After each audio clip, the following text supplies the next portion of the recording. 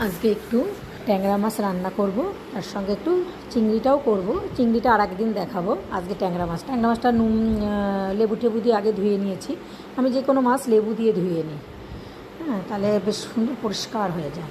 এবার নুন হলুদ মাখিয়ে ট্যাংরা মাছটাই ছেড়ে দিলাম কড়াইতে। এবার একটু হালকা আঁচে দিয়েছি, কারণ ট্যাংরা মাছটা না খুব তেলটা ছিটে আসে, খুব সাবধানে করতে হয়।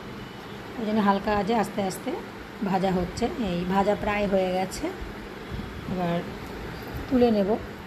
এবার এদিকে ওই তেলেই একটু চিংড়ি মাছটা ভেজে রেখে দেব। এই রেসিপিটা আমি আর একদিন তোমাদের সঙ্গে শেয়ার করব।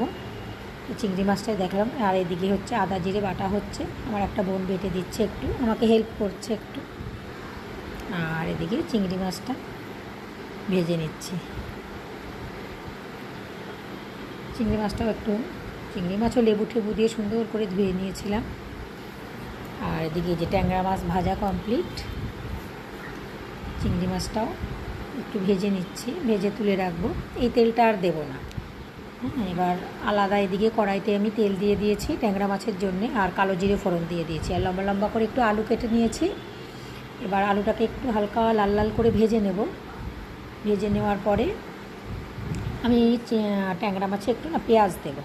আমার একটু ট্যাংরা মাছে বেশ পেঁয়াজ টমেটো দিয়ে করলে ট্যাংরা মাছটা একটু বেশি ভালো লাগে।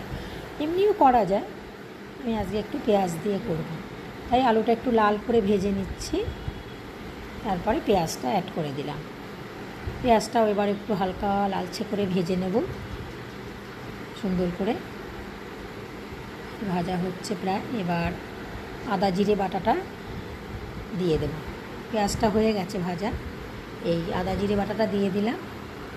সঙ্গে একটু জল দিয়ে দেব যাতে মশলাটা পুড়ে না যায়। এবার একটু কষাবো, 5-6 মিনিট ধরে কষাতে হবে। এবার সঙ্গে টমেটো অ্যাড করে দেব। টমেটোও দিয়ে দিলাম, হলুদ আর লঙ্কা একটু বেটে দিয়েছিলাম বাটনার সঙ্গে। আর আমি একটু ঝাল কম খাই, ওই জন্য আমাদের বাড়িতে ঝালটা একটু সবাই কম খায়, ওই জন্য একটা লঙ্কাই দিলাম। হলুদ নুন দিয়ে এবার কষাবো। 5 মিনিট ধরে প্রায় কষানো লাগবে, যতক্ষণ তেলটা না ছেড়ে আসে ততক্ষণ হালকা আঁচে কষিয়ে নেব। এই কষানো হচ্ছে, তেলটা বেরোবে। তারপরে এদিকে যে গরম জল একটু করে রেখেছি, তারপরে গরম জলটা দিয়ে দেবো আর কি। হ্যাঁ, কষানো প্রায় হয়ে গেছে। এবার ঢেকে দিয়েছিলাম, এবার গরম জল দিয়ে দিলাম। ব্যাস, গরম জল দিয়ে দেবো। এবার গরম জল দেওয়ার পরে একটু ফুটবে, ফোটার পরে তারপরে মাছটাকে এর মধ্যে দেব। ফুটে গেছে, হ্যাঁ, এবার মাছটা দিয়ে দিলাম। এবার মিনিট 2 ফুটবে, 2-3 মিনিট, আর বেশি আর লাগবে না। 2-3 মিনিট ফুটবে, উঠলে তারপরে ধনে পাতা দেবো একটু। ধনে পাতা ট্যাংরা মাছে না দিলে ভালো লাগে না। ধনে পাতাটা দিয়ে ব্যাস হয়ে গেছে। ট্যাংরা মাছের হালকা করেই ঝোলটা করেছি, খেতে খুব সুন্দর হয়।